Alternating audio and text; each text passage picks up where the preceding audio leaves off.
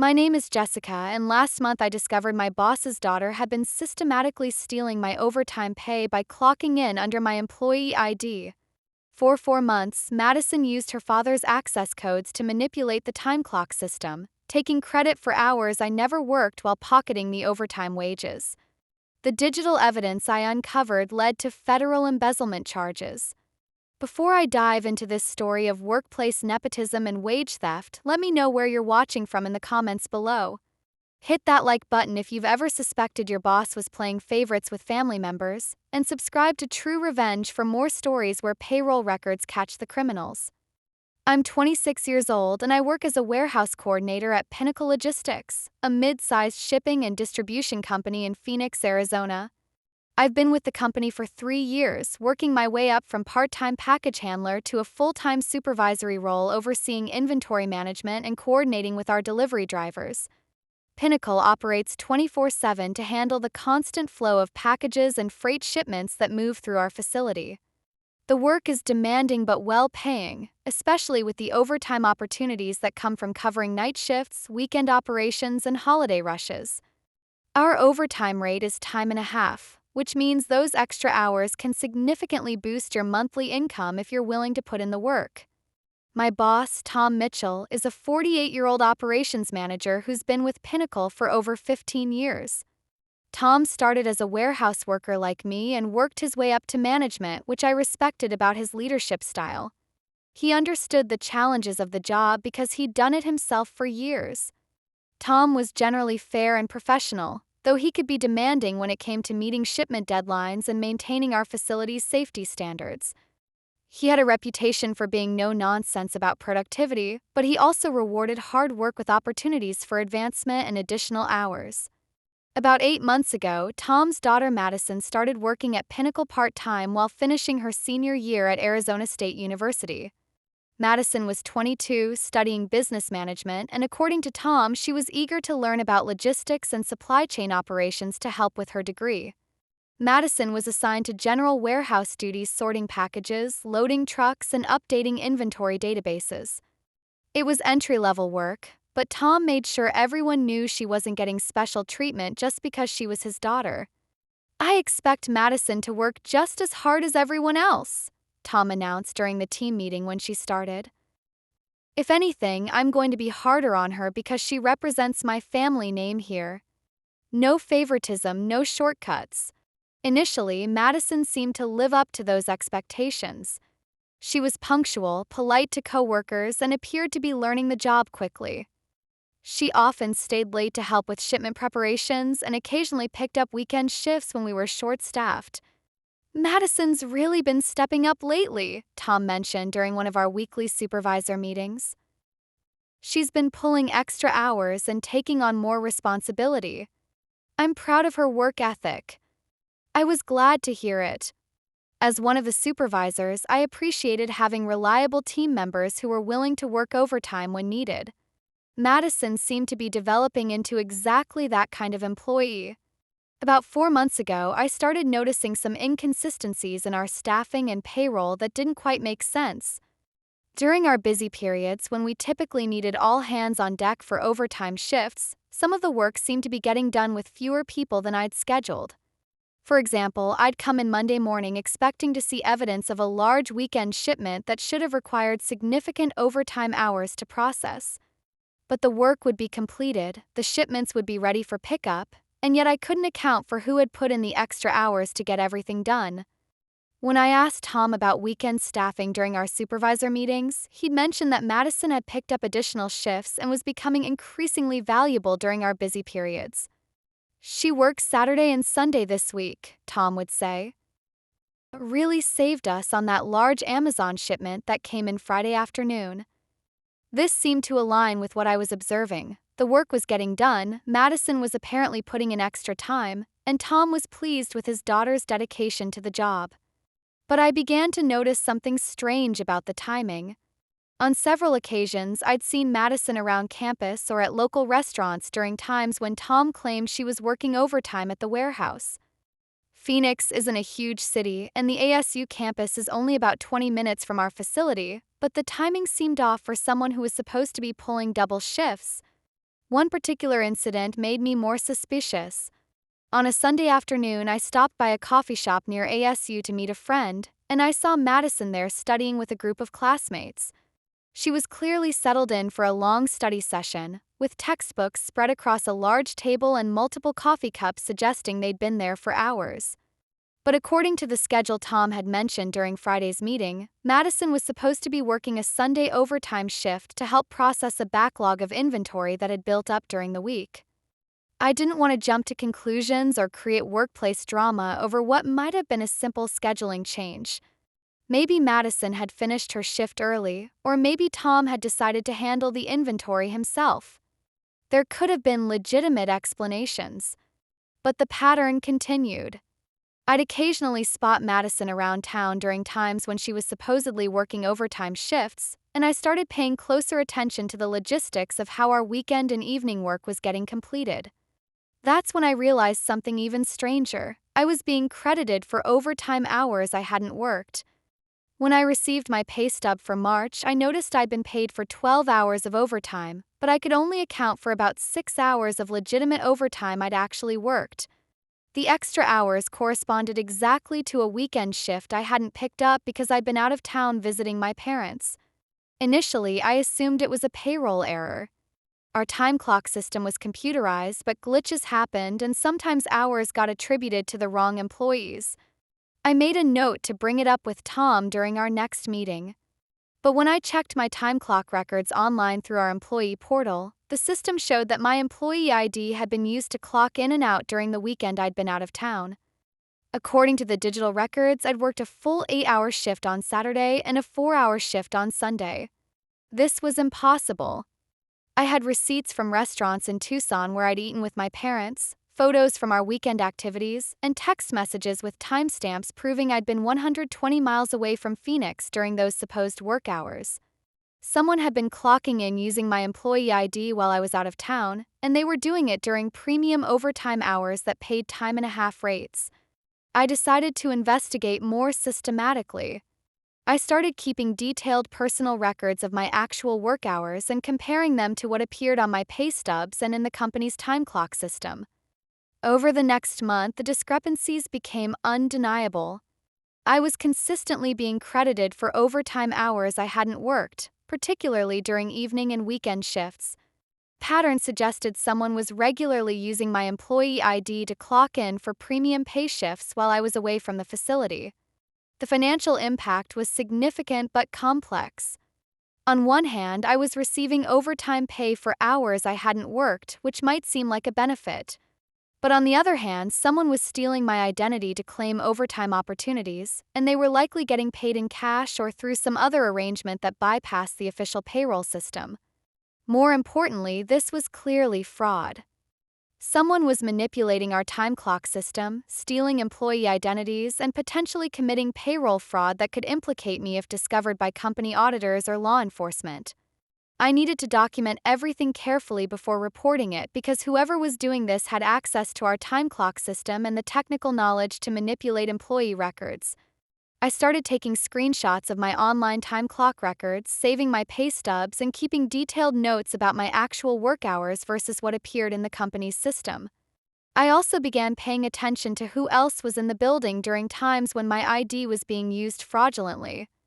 That's when I realized the pattern aligned perfectly with Tom's claims about Madison working overtime shifts. Every time I was credited for fraudulent overtime hours, it corresponded to periods when Tom had mentioned that Madison was working extra shifts. The weekend I was in Tucson, Tom had specifically mentioned that Madison worked Saturday and Sunday. The evening shifts that appeared on my time clock records matched exactly with times when Tom praised Madison's dedication to working late. But I'd seen Madison around town during several of these supposed work periods, which meant either Tom was lying about his daughter's work schedule, or Madison was lying to her father about working while someone else was clocking in under my identity. The pieces of the puzzle started fitting together in a way that pointed to a systematic scheme. Madison was supposed to be working overtime shifts, but instead of actually working, she was having someone clock in under my employee ID to create the appearance that the shifts were being covered while she was elsewhere. But who was actually doing the work during these fraudulent shifts? And how was Madison benefiting from a scheme that resulted in me getting paid for hours I hadn't worked? I decided to do some discreet surveillance during one of the shifts when I was supposedly scheduled to work overtime. I told Tom I wouldn't be available for weekend work due to a family commitment, knowing that this would typically be when Madison would pick up additional hours. On Saturday evening, instead of going home, I parked across the street from our facility where I could observe the employee entrance without being seen. I wanted to see who was actually coming and going during the shift that would appear on my time clock records.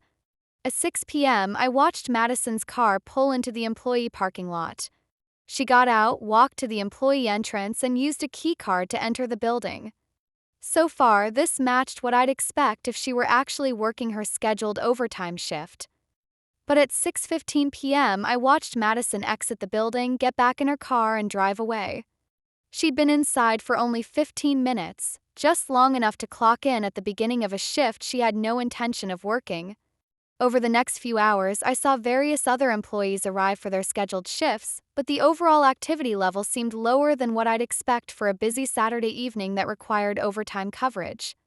10 p.m., the time when an 8-hour overtime shift would normally end, Madison's car returned to the parking lot. She went back into the building for about 10 minutes, then left again. Presumably, she'd clocked out to end the shift she'd never actually worked. The surveillance confirmed my suspicions, but it also raised new questions. If Madison wasn't working during these overtime shifts, how was the work getting done? And why was my employee ID being used instead of hers? I realized I needed to access more detailed records to understand the full scope of what was happening. As a supervisor, I had limited access to payroll and time clock data, but not enough to see the complete picture of who was being paid for what hours. That's when I decided to contact our HR department directly. I scheduled a meeting with Linda Rodriguez, our HR manager, and presented her with the documentation I'd gathered: screenshots of my time clock records, copies of my pay stubs, and a detailed timeline showing the discrepancies between my actual work hours and what appeared in the company's system. Linda, I think there's been some kind of systematic error in the time clock system, I explained. I'm being credited for overtime hours I haven't worked, and it's been happening consistently for months. Linda reviewed the documentation with growing concern. Jessica, this doesn't look like a system error. These entries are too consistent and too specific. Someone with system access would need to manually enter these hours. That's what I was afraid of, I said. I think someone is using my employee ID to clock in for shifts they're not actually working. Linda's expression became serious. If that's true, we're looking at time clock fraud, which is a form of employee theft. This could be a criminal matter. She immediately launched an internal investigation, pulling detailed payroll records, time clock data, and security footage from our facility's surveillance system. What the investigation revealed was far more sophisticated and systematic than I'd imagined. Madison had been using her father's administrative access codes to manipulate our time clock system for 4 months. She would clock in under my employee ID at the beginning of overtime shifts, leave the facility to attend classes or social activities, then return hours later to clock out and complete the fraudulent time entry. But the scheme was more complex than simple time clock fraud. Madison wasn't just stealing hours, she was stealing overtime opportunities that should have been available to legitimate employees who wanted to work extra shifts for premium pay. Here's how it worked. Tom would schedule Madison for overtime shifts during busy periods when extra staffing was needed. Instead of working those shifts, Madison would use my employee ID to clock in, creating the appearance that the shift was being covered. The actual work during these periods was being handled by other employees who were already scheduled, meaning they were effectively working overtime hours without being paid overtime rates. Meanwhile, the system showed that I was working the overtime shifts and earning time-and-a-half pay, even though I was nowhere near the facility. Madison was then receiving cash payments from her father, who believed he was reimbursing her for overtime work that was legitimately appearing on the company payroll records. The financial fraud was extensive. Over 4 months, Madison had generated $3,247 in fraudulent overtime pay using my employee ID.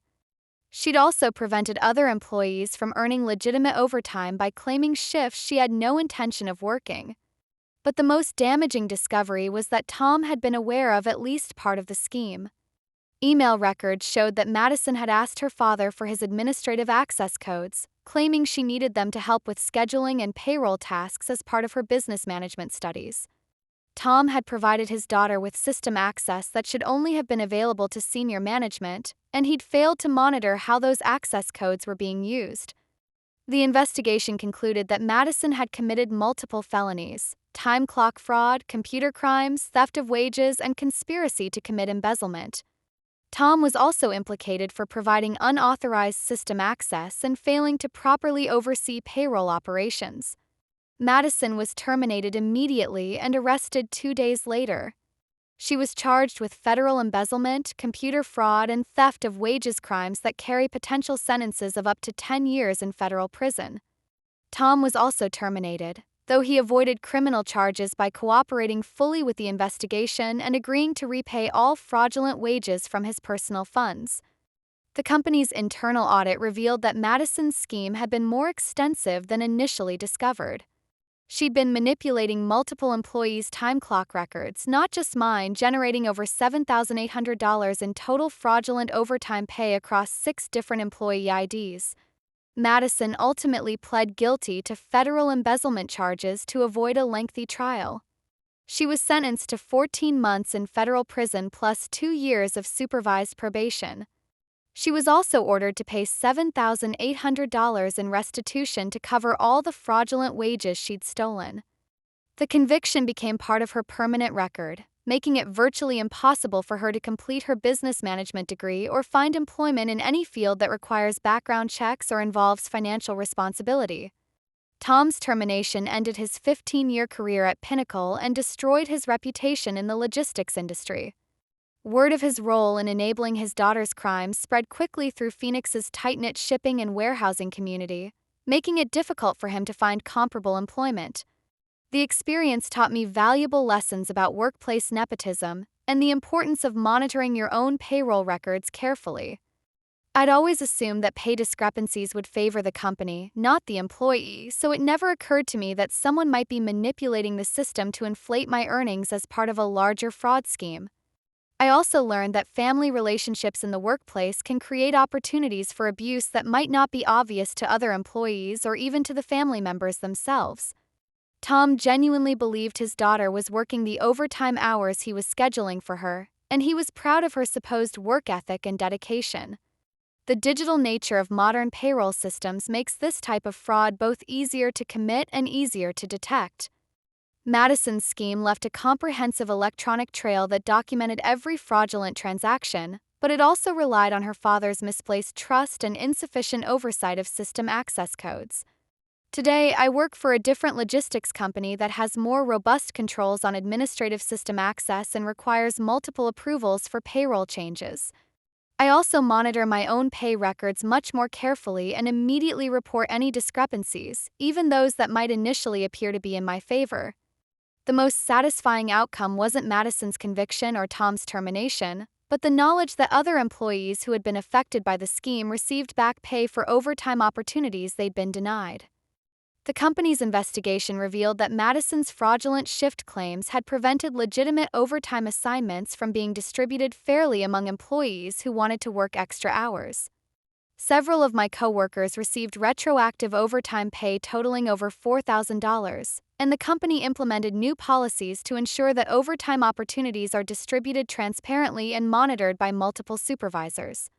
I occasionally encounter former Pinnacle employees who remember the Madison Mitchell case, and they always express amazement at how sophisticated her fraud was and how completely it destroyed both her and her father's careers. Many of them had suspected favoritism or nepotism, but none had imagined that Tom's praise for his daughter's work ethic was based on payroll fraud. "Did you plan to investigate this from the beginning?" one former colleague asked me recently.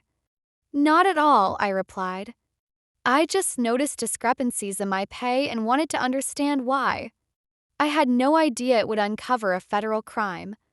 The experience reinforced my belief that workplace fairness requires vigilance from all employees, not just management.